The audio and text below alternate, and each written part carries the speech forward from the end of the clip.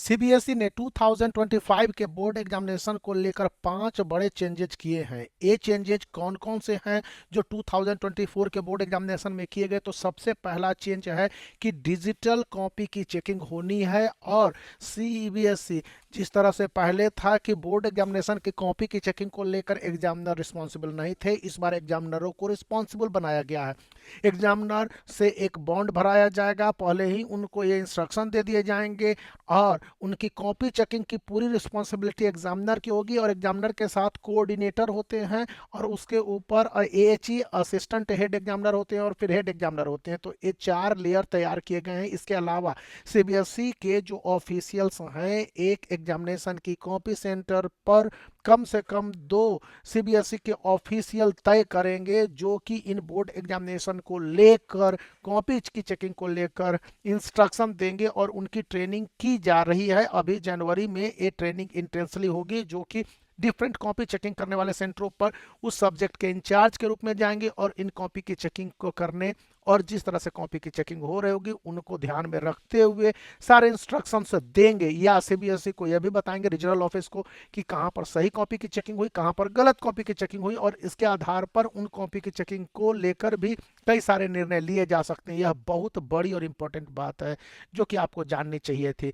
दूसरी बात बताई गई है कि इस समय जब बोर्ड एग्जामिनेशन होने हैं तो ठीक उससे पहले कहा गया है कि क्वेश्चन जो आने हैं बोर्ड एग्जामिनेशन को लेकर, ये काफ़ी कॉन्फिडेंशियल्स हैं। इनको लेकर कहीं पर कोई यूट्यूब पर या कहीं भी लीक नहीं होते हैं। हाँ, ये कोई भी टीचर है उनको अपने हिसाब से बता सकता है, पूरे चैप्टर को पढ़ा सकता है, लेकिन क्वेश्चंस हैं आने के सोर्स कंफर्म कर दिए गए हैं कि सीबीएसई के द्वारा प्रिस्क्राइब्ड जो सिलेबस हैं और एनसीईआरटी बुक हैं उन्हीं से रहेंगे। हेल्प बुक से क्वेश्चंस नहीं रहेंगे। और हेल्प बुक के आंसरों को भी सीबीएसई यदि फैक्ट बेस्ड एनसीईआरटी से इंस्पायर्ड होंगे तो सही माना जाएगा, अन्यथा वो आंसर भी पूरी तरह से एक्सेप्टेबल नहीं होंगे। स्टूडेंट को प्रत्येक क्वेश्चन के आंसर अपने थॉट, आइडियाज और कंसेप्ट के हिसाब से फॉर्मुलेट करने होंगे। खास करके एसर्शन और रीजन वाले क्वेश्चन या फिर competency based question, reference to context question या passage based question.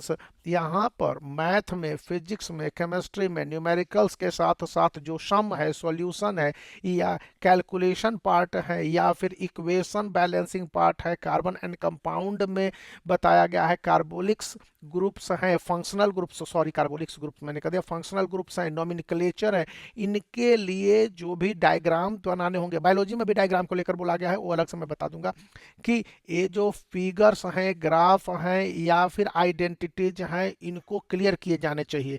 Student verbally मतलब वर्ड से भी क्लियर करेंगे और पिक्चर के द्वारा भी क्लियर करेंगे। किसी तरह के इनमें कोताही नहीं की जा सकती है। अगर कोताही की गई तो वहां पर मार्क्स नहीं दिए जाएंगे, ये बात बताई गई है।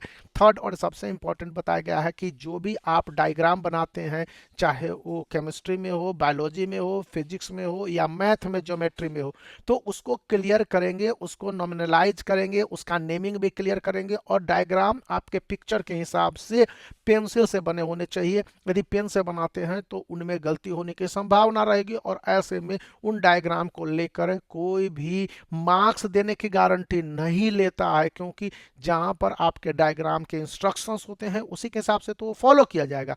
यदि सही इंस्ट्रक्शंस हैं दैट इज गुड, अगर गलत इंस्ट्रक्शंस होंगे, आपने पेन से बनाया होगा, जैसे तैसे मान लिया जाएगा, तो वहां पर मार्क्स के कटने पर आप किसी तरह से मार्क्स का रिक्लेमेशन नहीं कर पाएंगे। तो ये 3 बातें थी। हालांकि सीबीएसई ने बहुत सारे अपडेट दिए हैं, लेकिन ये 3 बातें अभी के समय में जाननी सबसे ज्यादा जरूरी थी, तो मैंने आपके साथ शेयर किया। वीडियो को लाइक कर सकते हैं, चैनल को शेयर कर सकते हैं और सब्सक्राइब करना याद रखें।